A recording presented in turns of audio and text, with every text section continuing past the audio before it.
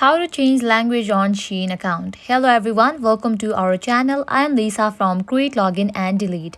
Now let's jump straight into the process. Open your Shein app. Here we go. Make sure you have already logged into your Shein account. Now your shop section appears.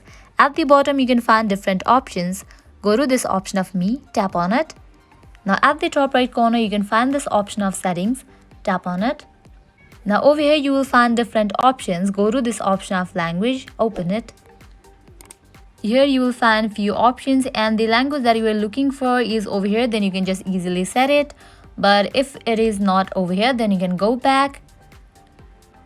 By changing your location you can easily change the language, so open your location option. Now from here you can easily select the country and you can go back to the shop section and it will automatically change the language of your app. This is how you change language on Shein application. I hope now you guys are clear about it. If you find this video helpful, make sure to like, share and subscribe to our channel. Thank you.